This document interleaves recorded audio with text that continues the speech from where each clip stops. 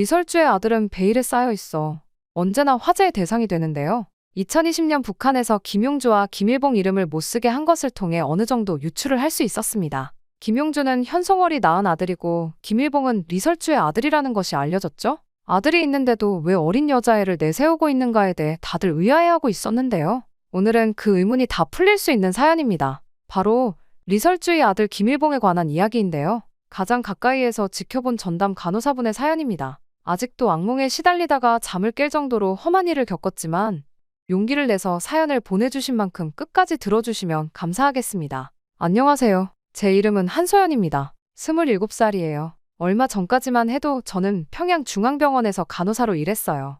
지금 이 이야기를 하는 것만으로도 온몸이 떨리네요. 하지만 이제는 말해야 할 때가 왔다고 생각해요. 제가 겪은 일, 제가 본 것들, 그 누구도 상상하지 못했을 북한의 실상을 여러분께 들려드리려 합니다. 탈북의 계기가 시작된 날은 여느 때와 다름없는 평범한 아침이었어요. 늘 해오던 대로 병원에 출근했죠. 그런데 갑자기 저를 특별 진료실로 호출하더라고요. 가슴이 쿵쾅거렸어요.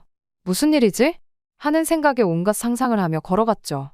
특별 진료실 문 앞에 서자 알 수 없는 긴장감에 다리가 후들거렸어요.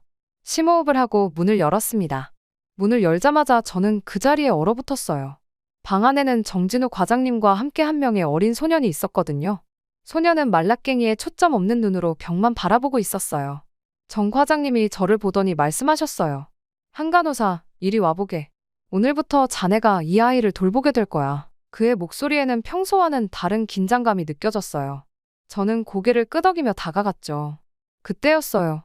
갑자기 그 말라깽이 소년이 저를 보더니 환하게 웃으며 달려왔어요. 순간 당황했지만 아이를 반기는 미소를 지었죠. 그런데 그 아이가 갑자기 제 가슴을 부여잡는 거예요. 놀라서 뒤로 물러섰는데 이번엔 제 엉덩이를 만지려 하더라고요. 어머, 저도 모르게 소리를 질렀어요. 그러자 아이는 갑자기 제 얼굴로 달려들어 뽀뽀를 하려고 했어요. 정 과장님이 황급히 다가와 아이를 떼어냈죠. 미안하네, 한 간호사. 이 아이가 좀 특별해서. 정 과장님의 말에 저는 의아했어요. 특별하다고. 이렇게 무례한 행동을 하는 아이를 왜 특별하다고 하지? 그때 정 과장님이 조용히 제 귀에 속삭였어요. 이 아이는 아버지 장군님의 아들이야. 절대 비밀이야. 알겠나? 순간 온몸에 전율이 흘렀어요. 최고존엄 동지. 김정은의 아들이라고요? 믿기지 않았어요. 하지만 정 과장님의 진지한 표정을 보니 농담이 아니란 걸 알 수 있었죠. 이 아이의 이름은 김일봉이고 우리는 아이를 왕자님처럼 모셔야 해. 정 과장님이 소개했어요. 저는 혼란스러웠어요. TV에서 본 김정은의 모습과 이 아이는 너무나 달랐거든요. 김일봉은 제가 본 어떤 아이와도 달랐어요. 너무 말랐고 창백했습니다. 그의 행동, 외모, 모든 게 이상했죠. 김일봉은 좀 특별한 왕자님이야. 지적 장애가 있어. 하지만 장애가 있단 표현은 절대 써서는 안 돼. 특별한 왕자님이니까. 정 과장님의 말에 저는 고개를 끄덕였어요. 하지만 마음속으로는 특별한 케이스라기보다는 심각한 상태라고 생각했죠. 그날부터 제 일상은 완전히 바뀌었어요. 매일 이 특별한 환자, 아니 특별한 왕자를 돌봐야 했습니다. 김일봉을 돌보는 일은 정말 힘들었어요. 그 아이는 대소변도 제대로 가리지 못했고 밥도 다 흘리고 먹는 데다가 의사소통이 어려웠습니다. 제일 힘든 건 제가 간호사가 아니라 마치 여자 인형처럼 대하는 것이었습니다. 인형이라는 표현이 저를 예쁘게 대했다 이런 표현이 아니에요. 마음대로 주물럭거려도 되는 여자 인형으로 봤단 말입니다. 저는 그 특별한 왕자님이 어떤 일을 하든 반항을 할 수 없었기 때문에 제 몸을 어떻게 만지든 가만히 있어야 했어요. 그게 정 과장님이 제게 지시한 특별한 임무였거든요. 침을 줄줄 흘리며 제 볼에 입술을 비벼댔고 가끔은 속옷을 다 벗고 뛰어다니다가 제 엉덩이에 비벼대곤 했습니다. 이러려고 간호사가 된 게 아닌데.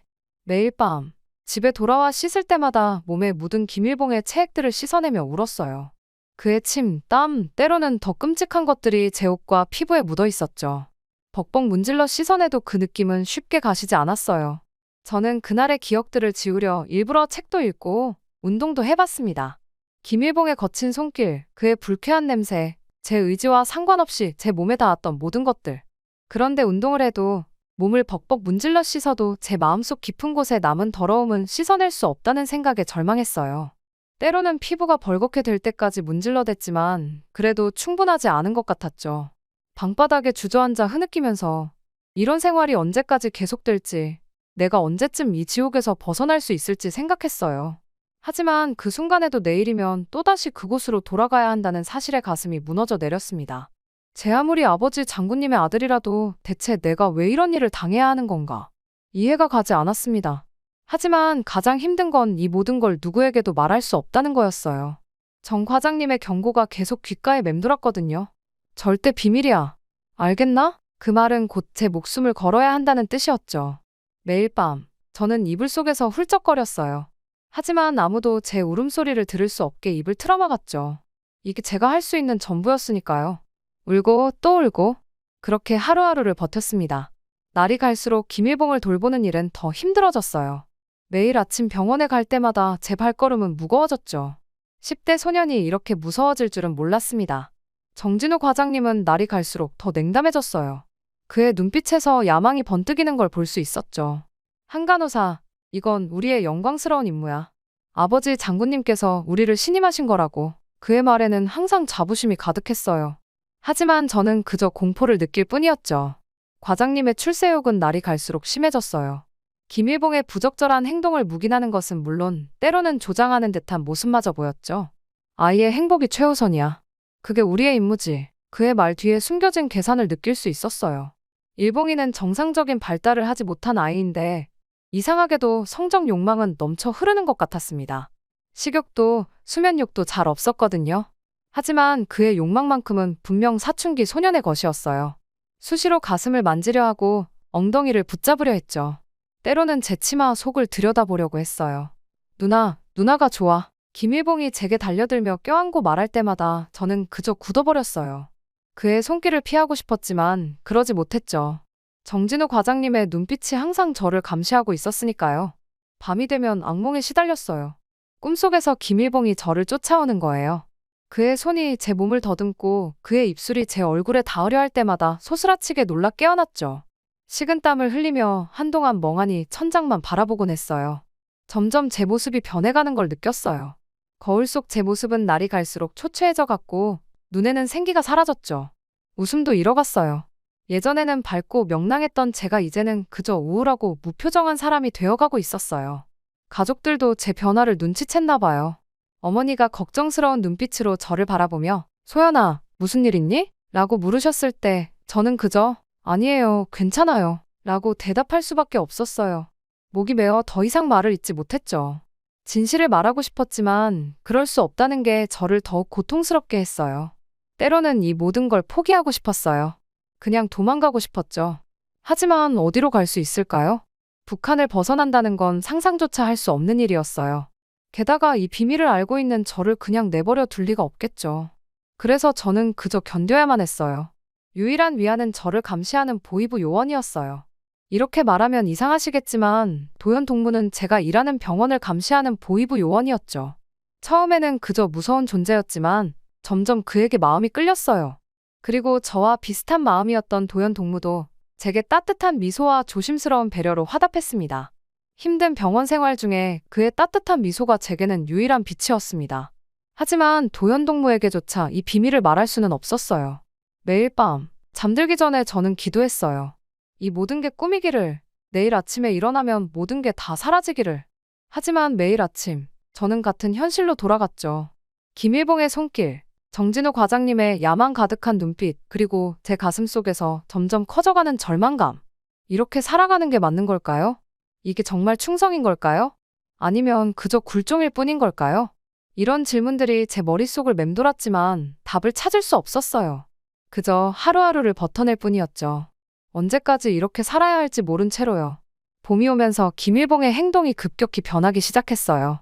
사실 제대로 된 교육이나 치료가 이루어졌던 게 아니라 그냥 행동을 받아주기만 했으니 더 이상해지는 게 당연했을 것 같습니다. 예전엔 가끔 순수한 느낌이 드는 행동도 있었는데 그런 행동은 거의 다 사라지고 이상한 욕망으로 가득 찬 눈만 남아 있었습니다. 누나, 오늘은 예쁜 옷 입었네. 어느 날 김일봉이 제게 다가오며 말했어요. 애가 그새 자랐나 봅니다. 그의 목소리가 변했더군요. 깊어진 음성에 놀라 고개를 들었는데 그의 눈빛이 저를 뚫어지게 바라보고 있었어요. 순간 등줄기에 식은땀이 흘렀죠. 그리고 행동은 점점 대담해졌어요.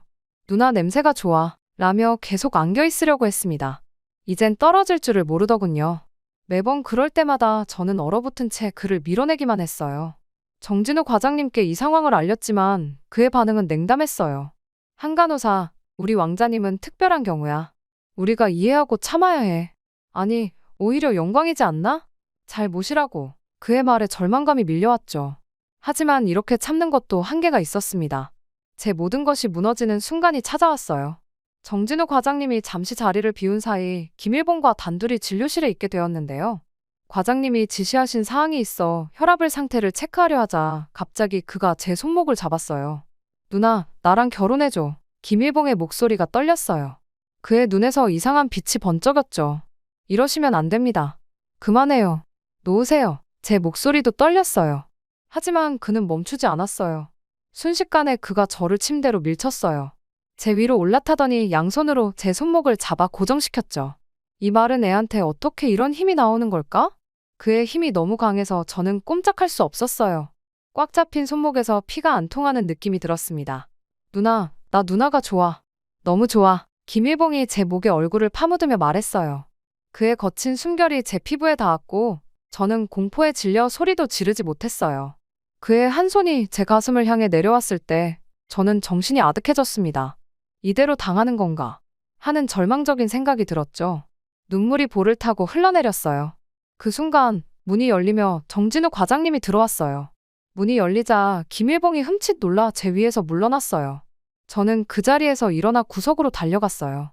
온몸이 떨리고 숨을 제대로 쉴 수가 없었죠.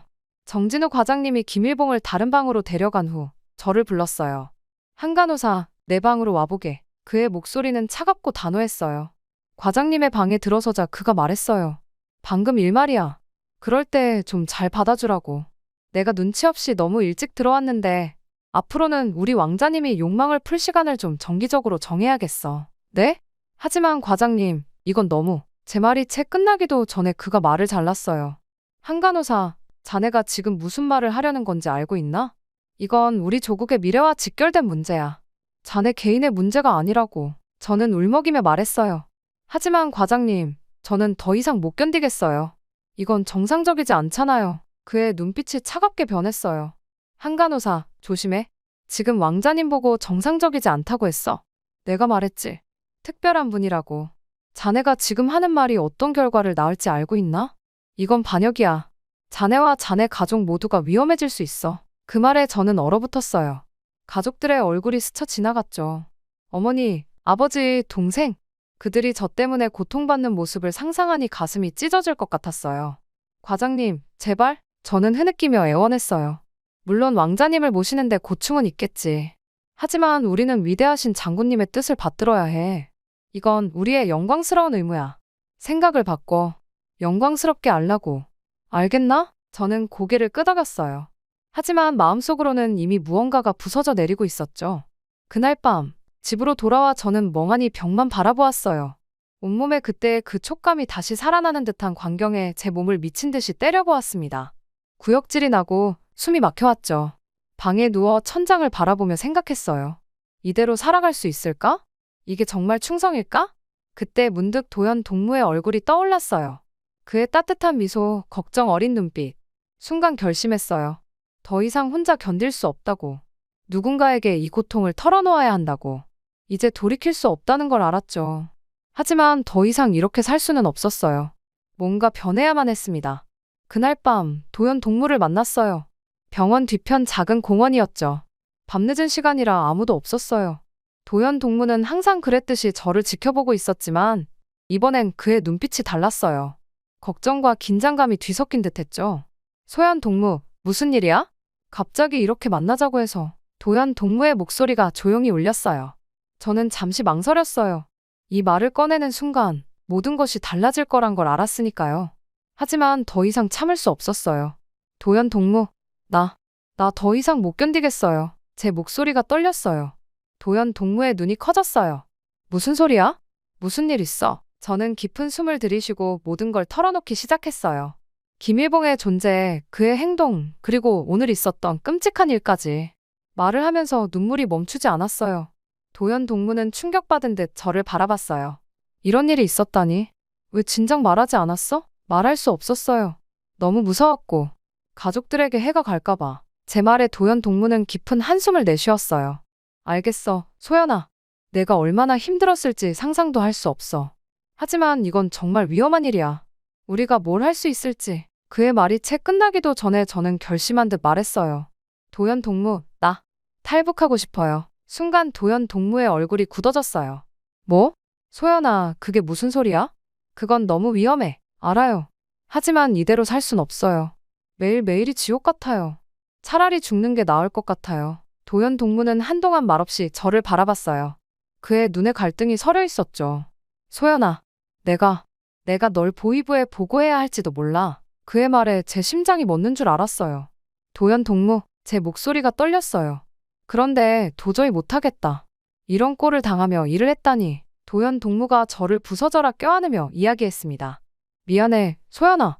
내가 이렇게 고통받고 있었는데 나는 아무것도 모르고 너무 먼 발치에서 지켜보기만 했어. 그의 품 안에서 저는 참았던 울음을 터뜨렸어요.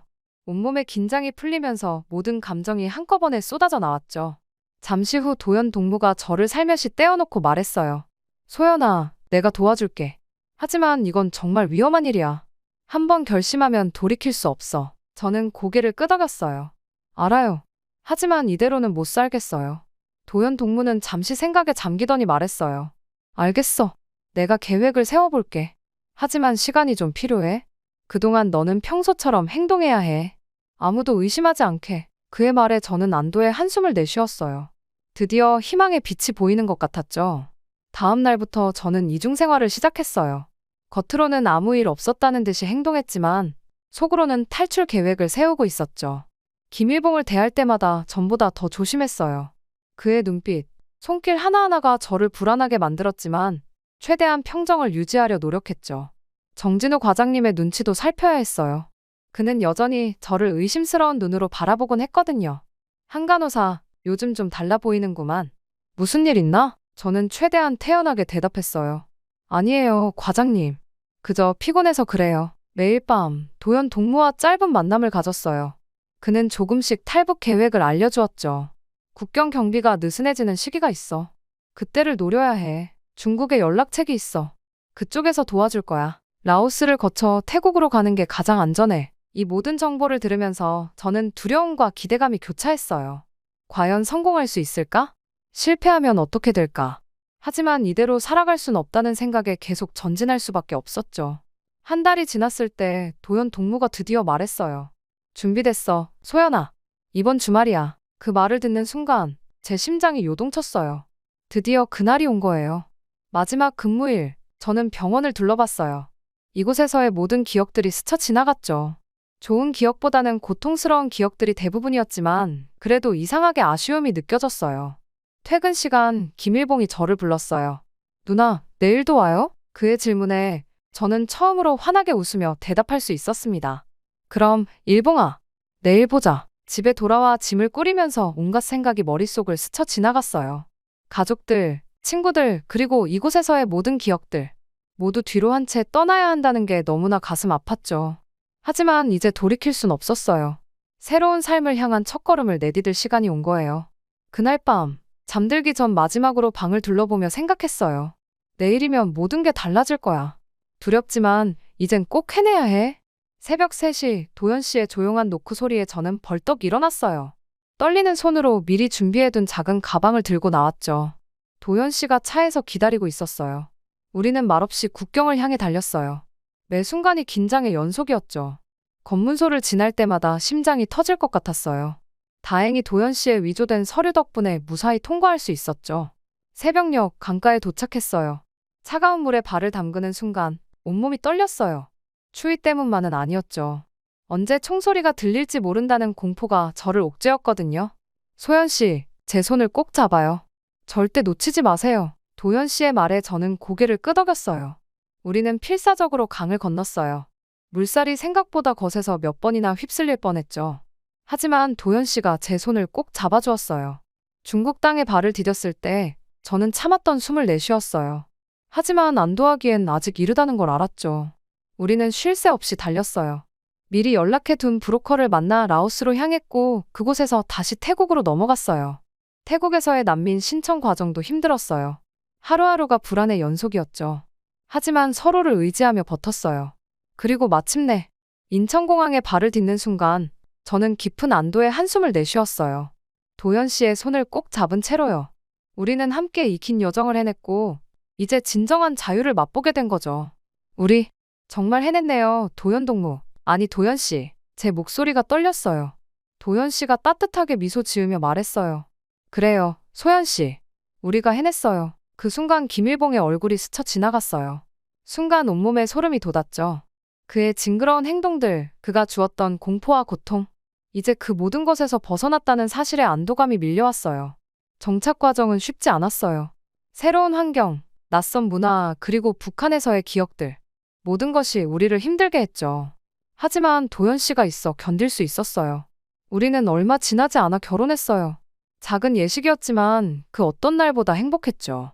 서로를 바라보며 맹세를 할 때 우리의 눈에는 기쁨의 눈물이 고였어요.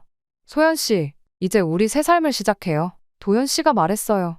저는 고개를 끄덕였어요. 네, 도연 씨. 함께라면 뭐든 할 수 있을 것 같아요. 하지만 행복 속에서도 가슴 한구석이 아팠어요. 북한에 남겨진 부모님과 동생 생각에 밤마다 눈물을 흘렸거든요. 도연 씨, 우리 부모님과 동생, 어떻게 하면 좋을까요? 어느 날 밤, 저는 도연 씨에게 물었어요. 도연 씨는 잠시 생각에 잠기더니 대답했어요. 소연 씨, 우리가 열심히 살면서 돈을 모아보자고요. 언젠가 기회가 오면 가족들도 구해냅시다. 그러려면 돈이 많이 필요해요. 그 말에 저는 결심했어요. 어떻게든 열심히 일해서 돈을 모아야겠다고요.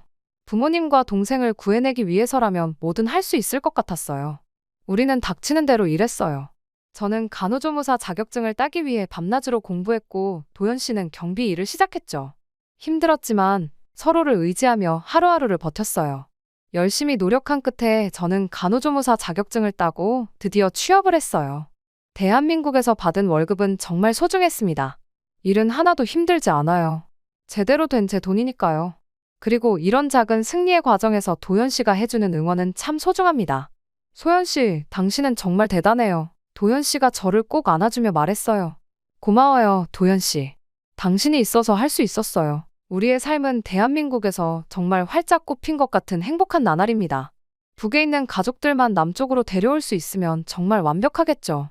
매일 밤 가족의 안전을 위해 기도하며 저희는 열심히 돈을 모으고 있습니다. 지금도 가끔 북한에서의 기억이 악몽처럼 찾아올 때가 있습니다. 특히 김일봉과 관련된 기억들은 여전히 저를 떨게 만들어요. 하지만 이제는 도연 씨가 옆에서 저를 꼭 안아주며 위로해줘요. 그의 품 안에서 저는 안전함을 느끼고 대한민국에서 저희는 열심히 일하고 모으고 기회를 찾고 있습니다. 저희에게 새로운 희망을 안겨준 대한민국에 감사하며 언젠가 부모님과 동생을 이 자유의 땅으로 모셔올 수 있길 간절히 바라봅니다. 며칠 전 뉴스에 보도된 쿠바 주재 북한 외교관 리일규 참사의 인터뷰 소식이 연일 화제죠. 이번 리일규 참사의 소식이 전해지면서 북한의 외무성에 근무하는 사람들의 열악한 처우와 여러 어려움 등이 알려졌고 또 리일규 참사가 있던 쿠바뿐 아니라 중국 등 다양한 나라에서 탈북한 사람이 많다는 것도 알려졌는데요. 리일규 참사의 이야기가 알려지며 대외적으로 탈북을 알리지 않고 조용히 계시던 분들도 용기를 내어 제보를 주고 계십니다.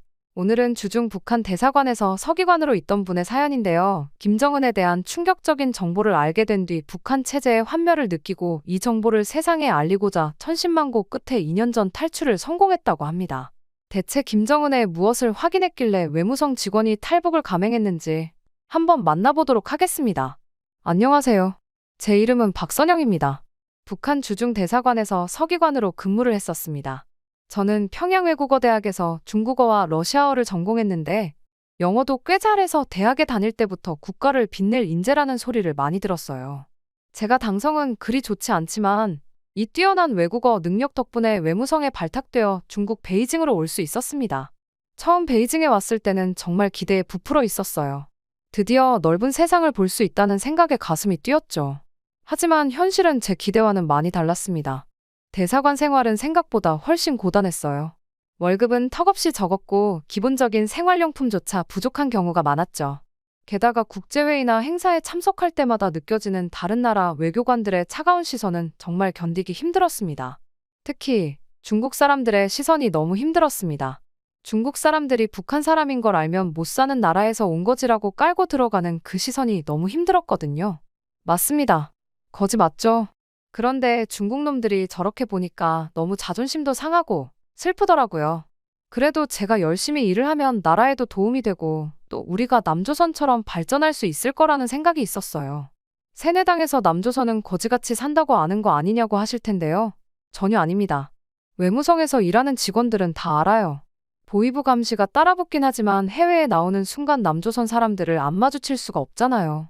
그리고 남조선 외교부 직원들도 만나게 되고요. 때깔부터 차이가 나는데 저희가 뭐 다 장님도 아니고 머저리도 아니고 다 알죠. 하지만 이런 티를 밖으로 낼 수는 없었습니다. 박서기관, 오늘도 열심히 일하는군요. 최 대사님의 말에 저는 억지로 미소를 지었어요. 네, 당연히 그래야죠.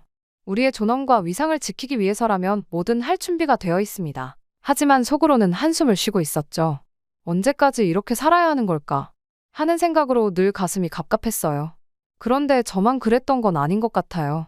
대사관 직원들 사이에서는 은밀한 불만의 목소리가 들려왔거든요.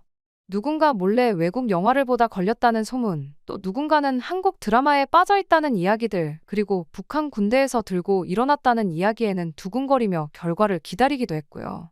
물론 군대에서 일어났던 봉기는 모조리 총살당하는 걸로 끝났습니다. 사실 북한 안에서 자잘자잘하게 들고 일어나는 경우가 꽤 됩니다. 그런데 이게 세뇌를 너무 오래 당했고 주민들끼리 감시하는 시스템이다 보니까 성공하기가 쉽지 않아요. 예전엔 공장 노동자 전체를 다 날려버린 적도 있는데 다른 국제사회에서 알 수도 없는 일이고 죽은 사람은 말이 없으니까요. 그래도 저희 모두가 조심스럽게 하지만 간절하게 다른 세상을 꿈꾸고 있었다고 생각합니다. 저 역시 마음속으로는 항상 탈출을 꿈꾸고 있었습니다. 하지만 구체적으로 실행할 생각을 한 번도 해본 적이 없습니다. 한 번 잘못 걸리면 제 가족들까지 모두 화를 입을 테니까요. 저 하나만 바라보고 산 부모님을 생각하면 차마 움직일 수 없었어요. 그러던 어느 날 대사관에 충격적인 소식이 전해졌습니다. 우리 대사관에 한 고위 관리가 가족들과 함께 잠적했다는 거예요. 모두들 술렁이기 시작했죠.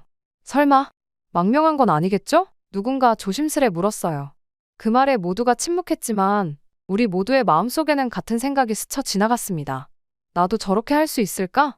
그날 밤 저는 오랜만에 편지를 썼어요. 평양에 있는 부모님께요. 하지만 편지의 내용은 늘 같았죠. 잘 지내고 있습니다. 걱정 마세요. 진짜 하고 싶은 말은 절대 쓸 수 없었어요. 창밖으로 베이징의 밤거리를 바라보며 저는 깊은 한숨을 내쉬었습니다. 이대로 계속 살아야 하는 걸까? 아니면 모든 것을 걸고 탈출을 시도해야 할까? 그 순간 제 인생이 큰 전환점을 맞이하게 될 줄은 꿈에도 몰랐죠. 그러던 중 평양으로 잠시 들어오라는 명령을 받았습니다. 사상교육에 참가하라는 지시였죠. 박선영 동무, 이번 사상교육은 매우 중요해요. 우리의 위대한 지도자 동지의 사상을 더욱 깊이 이해하고 돌아오세요. 대사가 말씀하셨어요. 저는 고개를 숙여 인사했습니다. 네, 열심히 하겠습니다. 평양에 도착하자마자 저는 빡빡한 일정에 휩싸였어요. 매일 아침부터 저녁까지 이어지는 강연과 토론. 숨막히는 일정 속에서도 부모님을 보니까 좋더라고요. 부모님께서 그래도 우리 딸이 이렇게 멋있는 직업을 가지고 사니까 좋다고, 너만 잘 살면 된다고 하시는데 빼빼 마른 부모님을 보며 너무 슬펐습니다. 외무성에서 일하면 잘 먹고 잘 살 줄 알았는데 그게 아니란 사실도 좀 비참했고요. 그러던 중 오래간만에 동네 친구의 연락이 왔습니다. 평양에 왔다는 걸 들었다고 잠깐만 볼 수 있겠냐고요. 선영 동무, 오랜만이다. 민정 동무가 반갑게 달려왔어요. 우리는 근처 공원에 가서 이야기를 나누기 시작했습니다. 선영 동무, 정말 대단해. 베이징에서 일하고 말이야. 나는 학교 괜히 다녔어. 지금은 중국을 오가며 장사나 하고 있잖아. 민정 동무의 말에 저는 쓴웃음을 지었어요.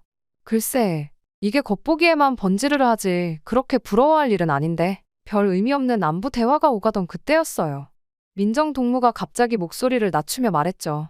선영 동무, 사실 전해줘야 할 게 있어. 민정 동무의 표정이 심각해지는 걸 보고 저는 가슴이 철렁 내려앉았어요.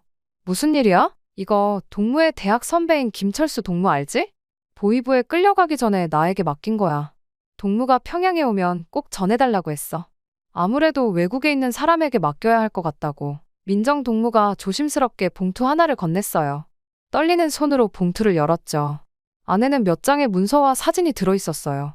그리고 그 내용을 보는 순간 저는 충격에 빠졌습니다. 문서에는 김정은의 숨겨진 사생아에 대한 이야기가 적혀 있었어요. 그리고 그 아이의 어머니가 바로 제가 알고 있던 인민배우 윤미란 동무였습니다. 손이 부들부들 떨렸어요. 윤미란 동무는 제가 살던 아파트의 이웃이었고 평소에도 자주 대화를 나누던 사이였죠. 그리고 이 사생아에 대한 사실은 방송국에서 일하던 김철수 동무가 우연히 알게 되었다고 합니다. 이 이야기가 퍼져나갈까봐 보이부에서 김철수 동무를 끌고 가게 된 거고요. 어쩐지 윤미란 배우는 언젠가부터 제대로 얼굴을 볼 수 없을 정도로 보이부 요원들이 항상 시커멓게 쫓아다녔고 어느 순간부터는 보이지 않아 무슨 일이 있나 보다라고 생각은 했는데 이런 일에 휘말려 있을 줄은 상상도 하지 못했습니다. 그날 밤 저는 잠을 이루지 못했어요. 다음 날 용기를 내어 윤미란 동무의 집을 찾아갔습니다. 다행히 미란 동무의 어머니께서 집에 있었어요. 무슨 일이에요? 제 방문에 몹시 놀란 표정으로 물었어요. 하기사 인사 정도만 하던 이웃 사촌인데 좀 놀라긴 했겠죠. 잠시 이야기 좀 나눌 수 있을까요? 매우 중요한 일이에요. 제 목소리가 떨리고 있었어요. 집 안으로 들어서자 어머니 표정이 굳어졌어요. 무슨 일인지 말해보세요. 저는 깊은 숨을 들이쉬고 말했습니다. 연서에 대해 알고 있어요. 그 말에 윤미란 동무의 얼굴이 창백해졌어요. 어떻게? 제가 알게 된 경위를 설명하자 한동안 말을 잇지 못했어요. 그러다 갑자기 그녀의 눈에서 눈물이 흘러내리기 시작했습니다. 선영 동무, 당신은 모를 거예요. 이 비밀을 혼자 간직하며 살아온 세월이 얼마나 고통스러웠는지. 우리 딸이 남조선으로 가서 잘 살고 있다는 것 하나만 위안입니다. 저야 남은 목숨이 얼마나 된다고 상관없다고 했는데 우리 딸이 겪은 일이 너무 억울해요. 어머니의 목소리가 흐느낌으로 가득 찼어요. 그리고 제게 천천히 딸의 이야기를 털어놓기 시작했습니다. 딸과 김정은과의 만남, 김정은 아이의 임신, 그리고 아이를 빼앗긴 순간, 그리고 이 모든 걸 알게 된 김철수의 처형, 그리고 어머니에 대한 협박까지. 그녀의 이야기를 들으며 저도 모르게 눈물이 나왔습니다. 연서가 태어났을 때 저도 그 작은 손을 처음 잡아봤어요. 그때의 느낌은 말로 표현할 수 없을 정도로 행복했어요. 제 손녀딸이잖아요. 담담하게 읊조리는 어머니의 눈에서는 그때의 기쁨과 현재의 슬픔이 공존하고 있었어요. 하지만 그 행복은 너무 짧았어요. 김정은 장군님이 아이를 데려갔고 우리는 더 이상 연서를 볼 수 없다고 했죠. 그녀의 목소리가 떨렸습니다. 잠시 말을 멈추고 깊은 한숨을 내쉬었어요. 그리고 다시 이야기를 이어갔습니다. 매일 밤 연서의 얼굴을 떠올리며 자고 일어나요. 그 아이가 어떻게 자라고 있을지, 행복한지 궁금한 게 너무 많았지만 아무것도 할 수 없었어요. 그녀의 말에 제 가슴이 찢어지는 것 같았어요. 제가 윤미란인 것처럼 딸의 마음으로 어머니의 손을 잡아주었지만 그것만으로는 그녀의 아픔을 달래기에 부족했죠. 어느 날 우연히 방송에 등장한 연서를 보게 되었어요. 그 아이는 11살이 되어 있었죠. 어머니의 눈에 다시 눈물이 고였어요. 연서는 정말 행복해 보였어요. 친구들과 웃으며 이야기하는 모습이 너무나 사랑스러웠죠. 하지만 동시에 제 가슴은 찢어질 것 같았어요. 그래도 어머니께서는 연서만 행복하면 된다고 생각하셨다고 합니다. 적어도 잘 먹고 잘 입을 것이고 대우도 받을 거라고 생각하셨다네요. 방송에서 마치 김정은의 딸인 것처럼 나올 때에는 설레기도 하셨다고요. 하지만 주애가 등장하며 쓸모가 없어진 연서는 리설주에 의해 끔찍한 최후를 맞이했다고 했죠.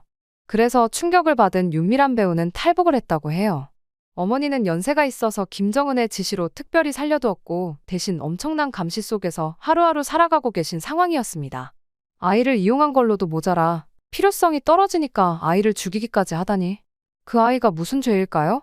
한국 드라마를 봤다고 죽이고 불평을 했다고 죽이는 것까지는 참아도 자기 아이마저 이렇게 필요성이 떨어지면 지도자가 이끄는 나라, 사람을 무자비하게 죽이는 나라를 위해 제가 과연 일을 계속하는 게 맞을까요? 중국인들의 멸시, 생활의 고달픔을 이기며 나라를 위해 봉사한다고 생각한 제 모습이 너무나 웃기게 보일 뿐이었습니다. 한시도 북한에 있기 싫고 죽는 한이 있더라도 남조선에 가서 김정은이 얼마나 끔찍한 인간인지 이 진실을 알리고 싶었습니다. 제가 도와드리고 싶어요. 이 진실을 세상에 알리는데 제가 할 수 있는 일이 있다면 뭐든 하겠어요. 제 목소리에는 결연함이 가득했어요. 탈북을 결심하고 제일 먼저 걸린 건 바로 부모님이었습니다. 저 하나만 바라보고 살아오신 부모님인데 문제는 제가 외국에 나갈 때 부모님 두 분이 동시에 나올 수는 없었어요. 가족 중 한 명을 인질로 잡아놔야 하니까요. 보이부 요원과 브로커에게 돈을 주려면 돈이 많이 필요했습니다. 그날 이후 저는 탈북 준비와 함께 조심스럽게 이 사건의 진실을 파헤치기 시작했어요. 대사관에서 일하면서 얻은 인맥을 활용해 정보를 모았고 김철수 동무의 친구들과도 긴밀하게 연락을 취했죠. 또 무엇보다 자금 마련에 총력을 기울였습니다. 중국 물건을 북한으로 넘겨 돈도 벌고 중간중간 달러도 빼돌렸어요. 하지만 이 과정은 결코 쉽지 않았습니다. 매 순간 누군가가 저를 감시하고 있다는 느낌에 시달렸죠. 그리고 이 공포는 곧 현실이 되었습니다. 박선영 동무, 요즘 들어 이상한 일에 관심이 많아 보이는데요. 대사관의 보위부원이 저를 의심스러운 눈초리로 바라보며 물었어요. 저는 가슴이 쿵쾅거렸지만 최대한 태연한 척 대답했습니다. 아니에요. 그저 우리의 위대한 영도자 장군님에 대해 더 깊이 알고 싶을 뿐이에요. 그 순간 저는 제가 얼마나 위험한 게임을 하고 있는지 실감했어요. 하지만 이미 돌이킬 수 없는 강을 건넜다는 것도 알고 있었죠. 그러던 어느 날 대사가 저를 불렀습니다. 박선영 동무, 평양에서 연락이 왔소. 동무를 즉시 소환하라고 하더군. 순간 등골이 오싹해졌어요. 무슨 일인지 아시나요? 대사는 고개를 저었습니다. 자세한 건 모르지만 보위부에서 직접 나섰다고 하더군. 동무, 무슨 일을 저질렀소? 저는 최대한 평온한 척 대답했어요. 아무것도 없습니다. 아마 오해가 있었겠죠. 하지만 대사의 표정은 심각했어요. 동무, 이번엔 심각해 보이요. 조심하시오. 그날 밤, 제 방을 몰래 수색하는 소리가 들렸어요. 다행히 중요한 자료들은 이미 안전한 곳에 숨겨두었지만 이제 시간이 얼마 남지 않았다는 걸 깨달았죠.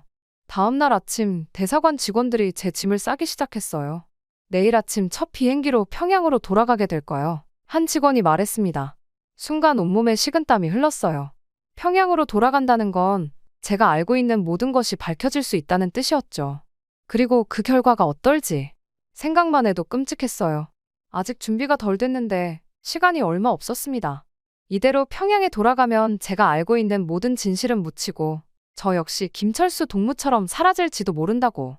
그날 밤 북한에 계신 부모님께 연락을 드리고 브로커에게 착수금을 건넸습니다. 그리고 준비했던 달러를 보위부 요원에게 두둑히 찔러줬죠. 보위부 요원도 결국 사람인지라 달러 앞에서는 장사가 없거든요. 아깝긴 했지만 목숨값이다 생각하고 그동안 모아온 돈을 탈탈 털어 꺼냈습니다. 그날 밤 저는 조용히 방을 빠져나왔어요. 미리 준비해둔 가방을 들고 대사관의 뒷문으로 향했죠. 하지만 그때였어요. 어디 가시나 박선영 동무? 뒤에서 들리는 목소리에 온몸이 굳어버렸어요. 천천히 돌아보니 보위부원 한 명이 서 있었죠. 잠깐 산책하러요. 제 목소리가 떨렸어요. 이 시간에? 가방까지 들고서? 그의 눈빛이 날카로워졌어요. 순간 저는 결심했어요. 이제 돌이킬 수 없다는 걸 알았죠. 미안해요. 말과 동시에 제 손에 들고 있던 가방을 그의 얼굴로 던졌어요. 그가 비틀거리는 사이 저는 전력을 다해 달렸습니다. 잡아라. 도망자다. 뒤에서 고함 소리가 들렸지만 저는 멈추지 않았어요. 베이징의 밤거리를 정신없이 달렸어요. 어디로 가야 할지, 누구에게 도움을 청해야 할지 아무 생각도 나지 않았죠. 그저 본능적으로 달렸어요. 몇 시간을 그렇게 도망쳤을까요? 어느새 저는 도시 외곽에 와 있었어요. 숨을 헐떡이며 주변을 둘러보니 처음 보는 풍경이었죠. 이제 어떡하지? 절망감이 밀려왔어요. 정신을 차려야 했습니다. 계획이 틀어졌으니 이제 다시 판을 짜야 했습니다. 우선 태국으로 가야 하니 사전에 알아봤던 탈북자 지원 단체에 연락을 해야 했습니다. 문제는 제게 휴대폰이 없다는 거였죠. 신고당할 각오를 하고 한식당으로 들어가 전화를 잠시 쓰면 안 되겠냐고 했습니다. 다행히 제가 중국어를 유창하게 해서 북한 사람인지 눈치를 다 채지 못한 느낌이었습니다. 탈북자 지원 단체에서 전화를 받기까지 그 짧은 순간이 얼마나 길게 느껴졌는지 몰라요. 다행히도 전화를 받아 제가 안전하게 그들을 기다릴 수 있도록 도와줬습니다. 그리고 그들을 만났을 때 저는 이제 살았구나 싶었어요. 너무나 친절한 얼굴로 저를 안심시키고 여러 사람의 도움을 받아 안전한 곳으로 이동했어요. 그들은 제가 가지고 있는 정보의 중요성을 알고 있었고 저를 보호하기 위해 최선을 다해 주었죠. 물론 라오스를 거쳐 태국으로 가는 길은 험난했습니다. 그리고 부모님이 무사히 탈북을 했는지도 너무나 신경이 쓰였어요. 하지만 일단 살아야 했습니다. 제가 살아야 남조선에서 부모님을 만날 테니까요. 한 달가량 은신처에 있다가 어느 날 밤에 라오스 국경을 향해 출발했어요. 산길을 따라 걷는 동안 숨소리조차 크게 내지 못했죠. 국경 근처에서 우리를 기다리고 있던 현지 가이드를 만났어요. 조용히 따라오세요. 그의 말에 우리는 고개를 끄덕였어요. 국경을 넘는 순간 심장이 멎는 줄 알았어요. 다행히 국경 수비대에 발각되지 않고 무사히 라오스로 들어갔죠. 라오스에서의 여정도 순탄치 않았어요. 정글 속을 헤매며 며칠을 걸었죠. 모기에 물리고 음식도 부족했어요. 하지만 자유를 향한 열망, 살아서 부모님을 만나겠다는 희망, 더 이상 그런 나라를 위해 일할 수 없다는 제 결심이 저를 움직이게 했습니다. 마침내 태국에 도착했습니다. 곧바로 경찰서로 향했고 난민 신청을 했죠. 몇 주간의 조사와 인터뷰 끝에 우리는 방콕의 난민 수용소로 이송되었어요. 그리고 거기서 부모님을 만날 수 있었습니다. 그리고 저처럼 북한 체제의 환멸을 느끼고 탈북한 수많은 사람들을 만날 수 있었어요. 자유롭게 김정은을 욕하며 저는 자유의 땅에 한 발짝 다가섰다는 생각에 버틸 수 있었어요. 또 그곳에서 만난 다른 탈북자들의 이야기를 들으며 제가 몰랐던 북한에 대해서도 더 알게 되었습니다. 알면 알수록 떠나오길 잘했다는 생각뿐이었던 시절이었고, 그래서 열악한 시설에도 큰 불만 없이 지낼 수 있었습니다. 그리고 수용소 생활 3개월 후 드디어 부모님과 함께 한국행 비행기에 오르게 되었어요. 인천공항에 도착했을 때 눈물이 왈칵 쏟아졌죠. 박선영 씨, 이제 정말 자유예요. 국정원 직원분이 말씀해 주셨습니다. 저는 고개를 끄덕였어요. 네, 하지만 이게 끝이 아니에요. 이제 시작이죠. 국정원에서 조사가 시작되고 하나부터 열까지 모두 아는 것을 다 털어놓았습니다. 외무성에서의 일과 연서의 이야기까지. 말씀드릴 것들이 많아 조사도 굉장히 오래 걸렸는데요. 놀랍게도 제가 털어놓은 연서의 이야기는 국정원에서 이미 파악을 하고 있었습니다. 어떤 문제가 있는지 알고 있었고 윤미란 배우의 탈북도 예상하고 있었다고요. 그리고 저 역시도 곧 탈북을 할 것이라고 판단하고 있었다네요. 이렇게 정보력이 좋은데 대체 북한은 무슨 전쟁을 하네 만회하고 있는 건지 어이가 없었습니다. 방 안에서 북한을 손바닥 들여다보듯 보고 있는 사람들인데요. 한때나마 김정은을 위해 일했다는 사실이 너무 부끄러웠습니다.